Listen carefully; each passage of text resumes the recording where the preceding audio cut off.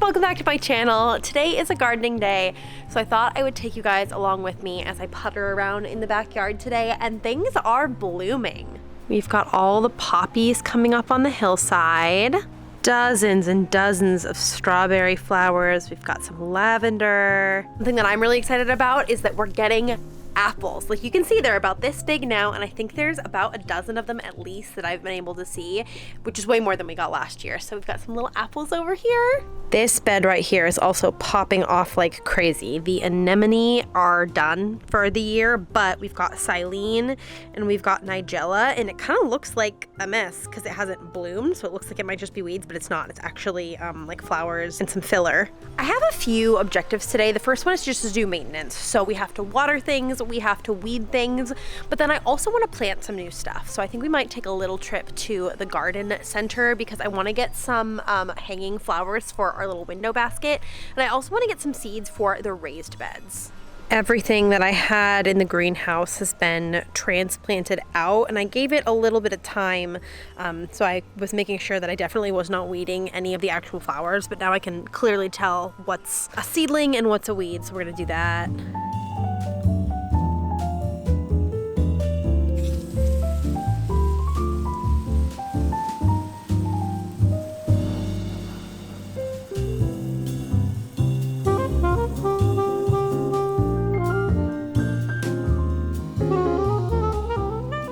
One thing that I learned too late in the season last year is you're supposed to water hydrangea plants at their base. It's like better if you can do drip irrigation, which we do have. I need to fix up. But I guess when water gets on the leaves, if you're just doing like a normal overhead water, it will result in the leaves getting burned. And I was like, oh my gosh, that's why my hydrangeas never last past the summer. So I'm trying to like get down on ground level, give them their best chance.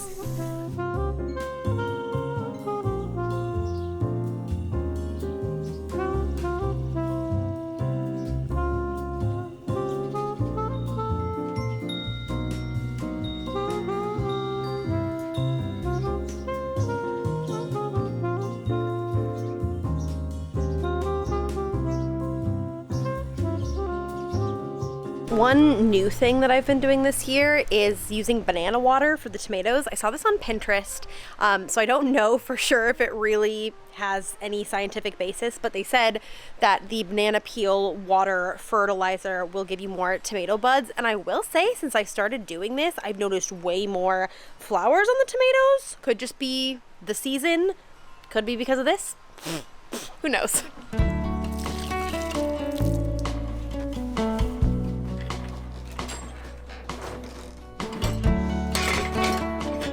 This little Japanese hand hoe has been my garden MVP last year and this year. My friend Evan got it for me. I'm not entirely sure where it's from, but I'll link a similar one down below.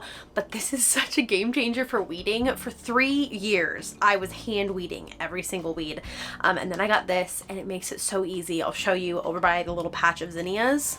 It's basically a blade, and you can just get in between all your proper seedlings and just kind of pull up the roots of all the little weeds, and it's really easy to keep on top of it this way. Just make really sure not to get your actual plants.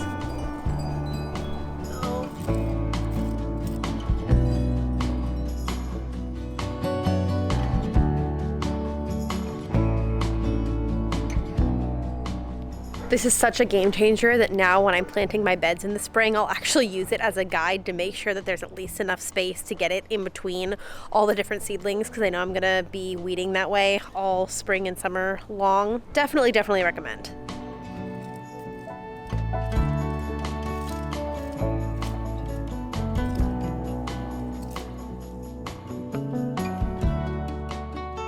I'm so excited that the peonies are looking so good. We got 4 of them this year. Last year I think we only got 2, so that's an improvement. I planted this a couple years back, and it takes a while for them to mature, so it's really exciting that we're actually getting flowers now. And these are nice big buds. Like, that's a chunky girl. Another one of my goals today is to get all of those cut and taken down. I don't know how you can see them on camera, but they bloomed a while back, and I was like, are these some kind of berry plant? What's going on? What is this? Because it is quite close to the raspberries that we have planted. And I was like, maybe it will bear fruit, so I didn't want to cut it down too early. I still haven't figured out what it was. We took it to like the master gardener at the farmer's market and they didn't know what it was either, but the general consensus was that it is not going to fruit. So I don't want it to be taking up resources from the soil over there, especially like with the wisteria plant and the berries that exist already over there. So we're gonna get the big old loppers and we're gonna cut it all down.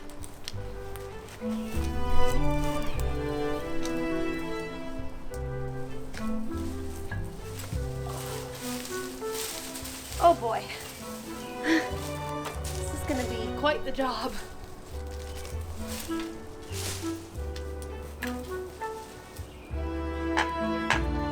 Oh, yes. That's pretty thick. All right, man, that is all clear. Obviously, I still have to deal with all the grass up there, but already a big difference. One thing that I've been thinking about for this area is that it might be cool to do like a couple raised beds and then a big arch trellis. I thought it would be cool to maybe do like a pumpkin arch kind of a deal. I've seen those on Instagram and I think they're always so cool. And I have a really hard time with pumpkins in the garden bed because of the way that they trail. They just tend to like get all over the flowers. So I thought if I did a big arch here, that might be a good idea. My original idea was to do it in front of the greenhouse, but I don't want to block the view of the greenhouse because it's like one of my favorite parts of our house. So I don't know. Let me know what you think. Should I do the arched trellis or should I just do the raised garden beds? Regardless, I still have to clean up.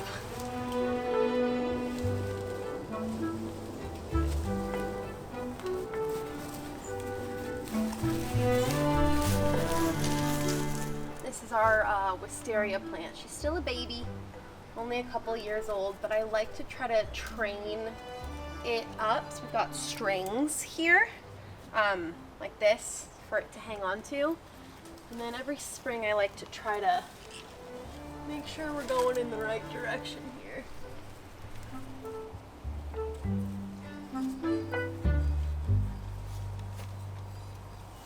Okay, that feels good. I think I'm gonna leave the grass for another day. Actually, somebody in my comment section recently said to just put cardboard over it and let it die, which I thought was brilliant and would save me a lot of blood, sweat, and tears trying to like yank it up. But I feel like I've done enough weeding and maintenance to reward myself with the fun part, which is going to get flowers and seeds. And I wanna make a little list of the seeds that I want to get. I'm thinking I'm actually gonna add some greens to our garden this year because lettuce and kale and spinach is easy to grow. It's easy to grow from seed because it is kind of already gardening season and it does well in raised beds. I have one big raised bed back here. You can actually see one snapdragon popping out from it, but the majority of it is dead, unfortunately, because it just didn't survive the winter. I think we've got some thyme in there, we've got the snapdragons and maybe some chives, and that's about it. So I want to kind of fill that in. I'm thinking maybe some kale and some spinach, and then I'd also like to do an herb or two, and I'm trying to decide whether I want to do that from seed or if I want to do a plant. I think we'll do basil for our herb. I think that'll be nice and versatile for cooking, especially considering how many tomatoes we're gonna get because I did 6 tomato plants this year instead of 4, and tomato and basil are just like chef's kiss together. Thankfully, I am already stocked up on my favorite seed, but you see what I did there? Which is my seed DS-01 Daily Symbiotic, and I have to say a big thank you to Seed for sponsoring today's video. DS-01 is a 24 strain clinically studied pre and probiotic that is designed to support your whole body health. It is something that I absolutely swear by as somebody who has always had a difficult time with digestion. I've dealt with bloating. I have dealt, TMI, but with farts that are horrible enough to clear the room. And so seed is not only a life upgrade for me, but also a life upgrade for Matt. He jokes that it's like his favorite sponsorship that I do because it makes such a big difference with my digestion and then he doesn't have to deal with fart smell. Having a good probiotic is absolutely essential for me, and the reason that I've chosen seed specifically and have been taking it legitimately for years is because of their ViaCap technology. It uses this capsule in capsule technology for a 100% survivability rate to your colon colon, which is where all the pre and probiotics need to go. A lot of probiotics on the market will just get dissolved and killed by your stomach acid, but Seeds actually makes it all the way to your colon. So you're actually getting all of those benefits to your digestive health, your gut barrier integrity, your skin health, your heart health. It can even help support your immune system. Another one of the huge benefits that I have noticed for myself is with bloating. And I want to say that this is not about shape or size of body. It is totally fine to have a stomach and for your stomach to be visible. We're all human. But having a ton of bloating and gas in your stomach is not comfortable. And I've found that taking Seed really eases that kind of pain and discomfort for me. If you want to try Seed out for yourself, you can go to the link in my description or use the QR code on the screen right here and my code Megan25 to get 25% off. All right, let's head to the garden center.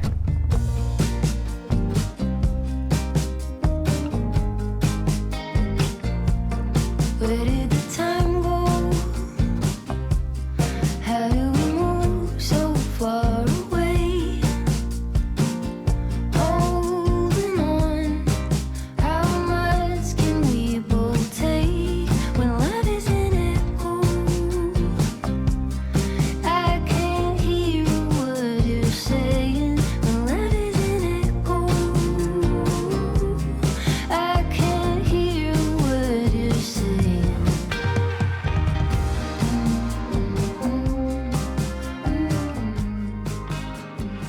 All right, we are back from the garden center. I got a few things. First, I got a bunch of violas. For whatever reason, these do really well in pots on our patio. We've had the same ones in that bucket back there for like 3 or 4 years now. They're supposed to be annuals, but they just continue to survive. So I thought it'd be a good idea to try some of those in a little window basket. So I got these pretty like butter yellow ones. I got these that are purple, and then I got a pack that is both yellow and purple to like tie them together. And I really like these little bedding packs because they are very inexpensive. So in the inevitable event that I don't water the window bed well enough and I kill them, I won't feel too bad. I also got a little baby basil. Fun fact, this is what basil should look like when you buy it. Like when you buy the big things at the grocery store, they're so root crowded that even if you plant them out, unless you divide them into like 8 parts, they won't survive. So got a little one of those. I got some spinach seeds. This is Oceanside. And then I remembered that I also have some kale seeds from my friend who shared some from her garden. So I think we'll do the flowers first because that's more fun. And then we'll do the herbs and the greens in the raised bed. This is not in the best shape because the birds like to pick at it to make their nests, which I actually think is really sweet. But it's okay, we're just gonna go for it. We're gonna pull out some dead stuff. Talking about being root bound, holy cow.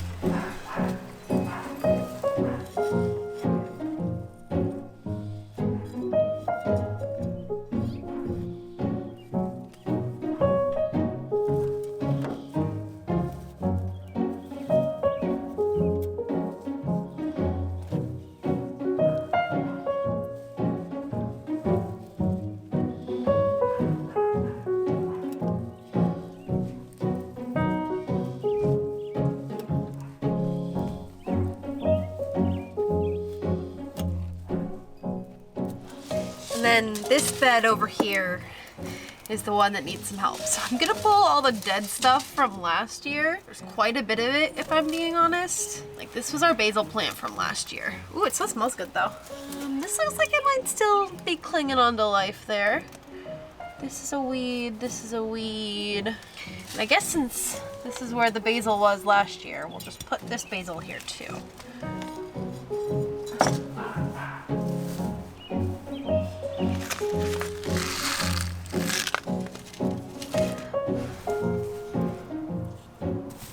Just kind of chaos planting these spinach seeds like all in here. We'll do some kale over here.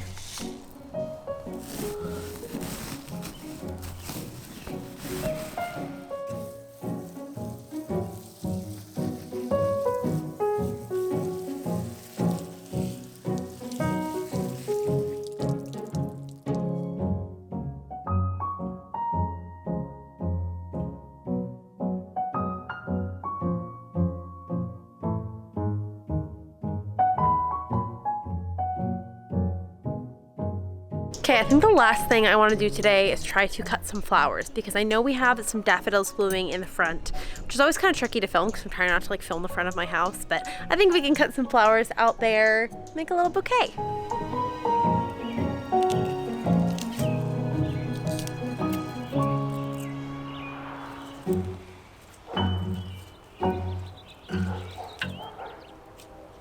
One thing I learned recently about daffodils is that they actually can be used in arrangements. I always thought that they couldn't because they do put out like a toxic sap when you cut them.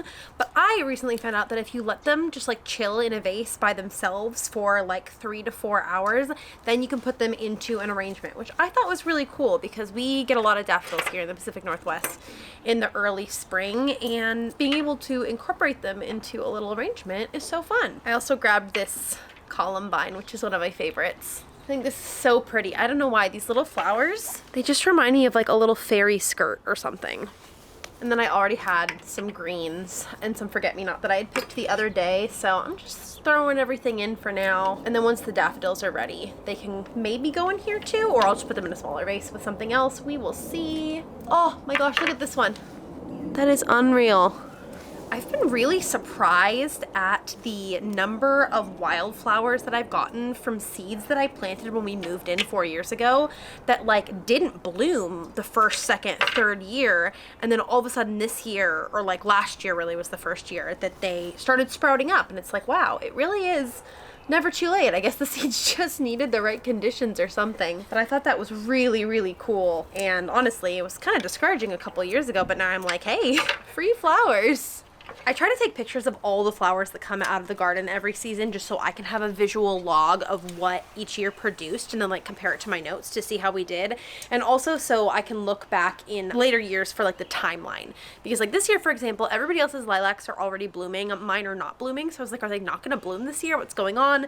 But I went and I looked at my pictures from last year and realized that last year they bloomed in late May. So if it follows the same schedule, it'll still be a couple weeks as I'm filming this. It's just kind of a good practice to get into, I think.